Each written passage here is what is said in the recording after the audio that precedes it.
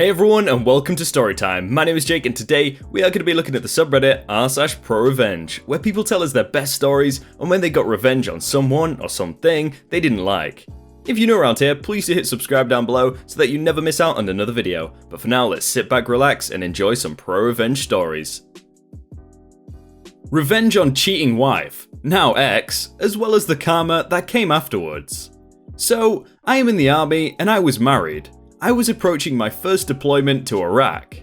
It was very stressful and it had my wife wanting me to find a way to stay and not deploy. Obvious things any wife would try to talk about. Anyways, so we have no kids but both want them. So we talk about getting out of debt while I'm gone. She talks to her best friend back at home in another state where we both are from. Her friend agrees to let her move in and charge a modest $300 in rent so that we can get out of debt and start a family when I come back. A plan I was actually very pleased with. I deploy, she is there crying her eyes out, saying she will miss me and loves me and we will start a family when we get back. Fast forward 2 months. She starts acting distant, not wanting to talk much on our scheduled calls or text back 1 or 2 word answers. We've been together 6 years and she is never at a loss for words. Anyway, one day she says I need some more space. She asks someone who is 10,000 miles away for space. I say why she says she needs space. She wants to find herself. So I remember back when we lived at home, she had a guy who was always being borderline inappropriate. I'm not a very jealous person and I trust her. So I start seeing said guy on basically all her pictures she posts with a group. Every time he is in the picture. Everyone else changes, but never him. So for the first time, I'm very jealous and uneasy about everything. So I clone her phone so I receive every text she receives as well as every text she sends. I'll never forget the first text I saw after cloning her phone. "Hey babe, I'll see you after work. Want me to save you any of my leftovers?" From her to him, it destroyed me. I lost 35 pounds in a week. I didn't eat or sleep. I stared at the phone watching every conversation. Watching them talk about trying to have a baby. It was literally everything a married person fears. I ask her if she is seeing someone and she says no she isn't. She is taking care of herself and she loves me, blah blah. I don't say anything about receiving her texts for 2 months. Over this time, she finally admits to cheating and that he is so much better than me, treating her right, and he does what she wants. During this time, she pays our debt off, gets tattoos with him, matching I love you tattoos, goes to shows with him, buys clothes, etc. with the money I'm making. So, this is where revenge starts. I put a freeze on the account for a month. In that time, I change every password to every account to things she won't guess. Army jargon slang terms. I block her on Facebook and my phone so she has no way to contact me. She lost her car to repo a few months later, got kicked out of her place, had to sell her prized shoes and purses just to stay alive. I then found out she got a job at her old restaurant. So, I post all of the text conversations I have with her and the guy talking about having babies that have timestamps on it as well as post conversations we had with the matching timestamps showing all of our friends what she has done. I then have friends call and complain at her job constantly on both he and her. They work at a restaurant, so I also have friends dine and dash. They both get fired. So, she tries to call my command and tell them that I am abandoning her and she can't provide for herself. My commander knows what's going on. He does nothing because he had something similar happen. Then, about a month before I come back, she calls me from another number to tell me she's pregnant with his kid. Mind you, I'm still gone, so we could not get divorced yet. She moved away with him, 10 hours from me. April 24th, 2018. She calls me 5 months pregnant, crying uncontrollably, asking me where she should go. Apparently, they have a giant blow-up fight. She tells him she is leaving. She says she doesn't know where to go, and I simply say, "Sorry, not my problem anymore." Fast forward to January of this year. She calls me from a mutual friend's phone. "He hit me. I don't know what to do." Maybe you don't cheat on your husband when he is deployed for some guy who talks big game. "Well, I guess you are happy about this." "No, but I'm glad I'm not the bad guy in this story." And then, the next month. "He is cheating on me with 2 girls. I'm sorry, I regret everything I did. I messed it all up." Yeah, you did. All in all, this woman destroyed my life, put me into a deep depression I'm still dealing with, but I do feel a little better having proof that I wasn't the problem. To think if this happened 10 or 5 years ago, I would have come back to an empty bank account, an empty house, as well as seeing my then wife pregnant with another man's baby. She hit me up yesterday to ask for some money to help cover rent. I like these pro-revenge stories because sometimes it's actually better to just let people wreck their own life instead of actually having to do any revenge. Deny my wages and steal my stuff? I'll take that and more. And prevent you from owning a business again. About 5 or 6 years ago, I was doing my apprenticeship to become a mechanic. I managed to land my apprentice role at a classic car restoration shop. It was a one-man band operation run by an ex-Lotus technician. We'll call him Slimmy Git, and I thought it'd be a great business to be a part of and help grow. Unfortunately, I was wrong.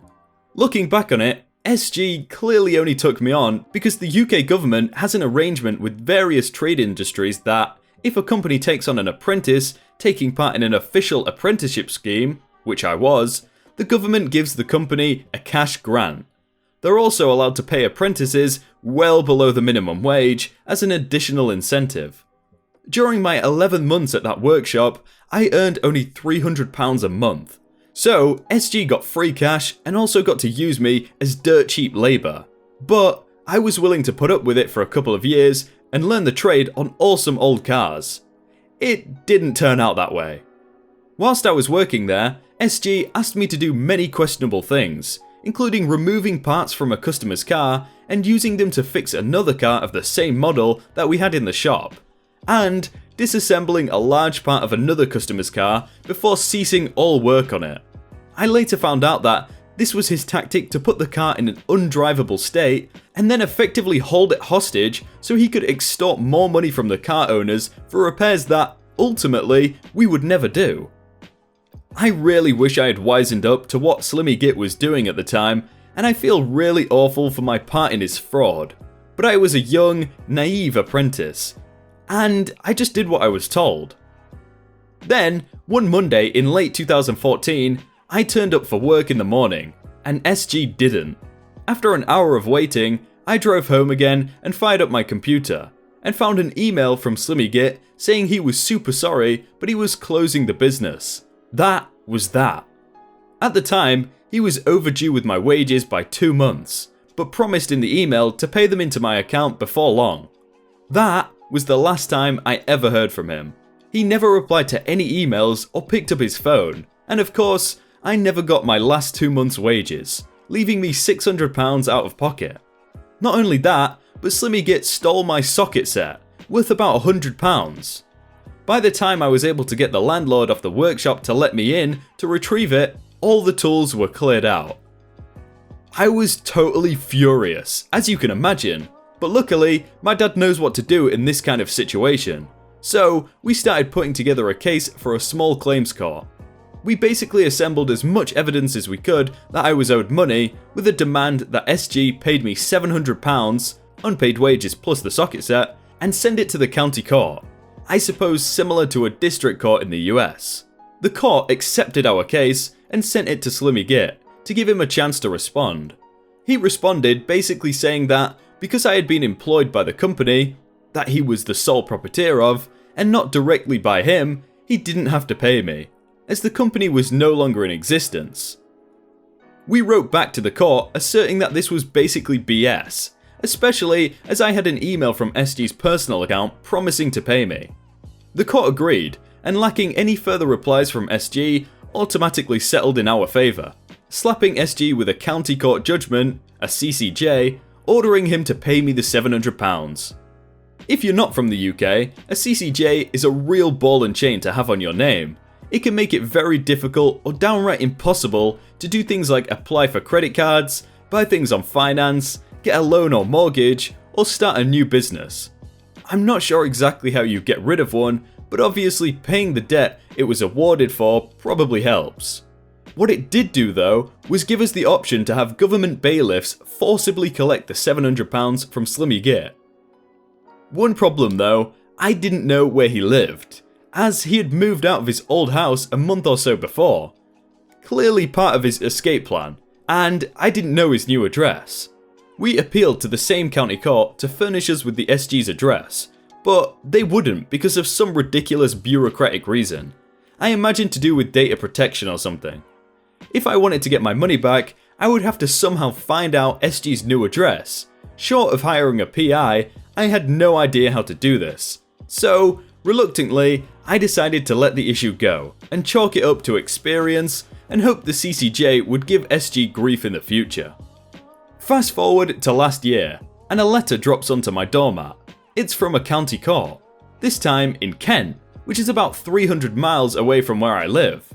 Turns out, SG had moved there and applied to the court to have his CCJ dismissed, as apparently he has tried to set up a new business and had applied for a bank loan, and had been denied both by Companies House, the governmental register where all businesses in the UK must be registered, and by the bank, because of my CCJ against his name.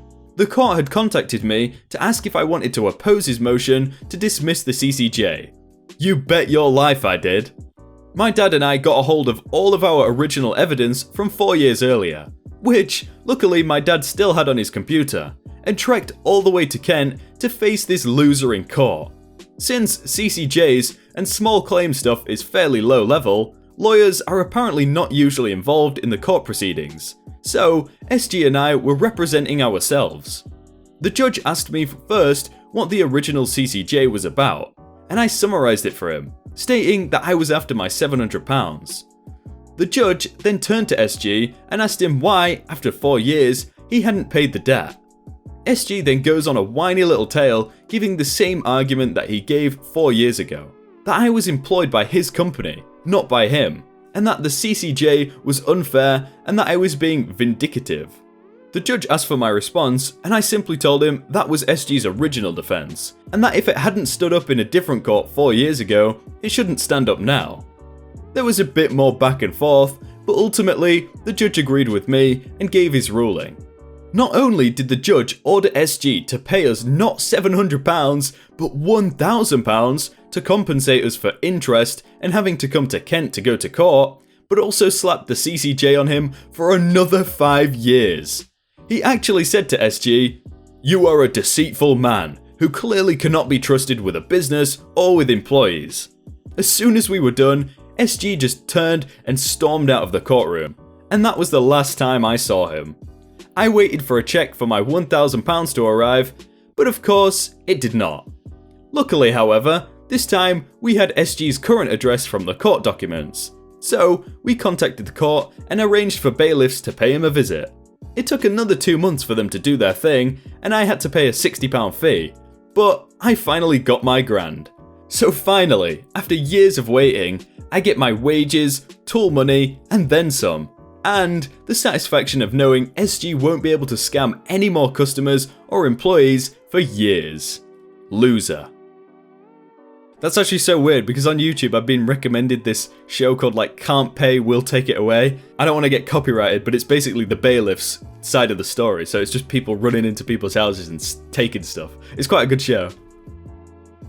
Hey everyone, I hope you all had a really good day and that you enjoyed that video. If you want to check out some other videos, then click on screen right now or check out the playlist down below. If you enjoyed that video, then please do leave a like. And if you want to submit your own stories, then you can do so by joining the Discord in the top link in the description. But thank you so much for watching, and I will see you very soon.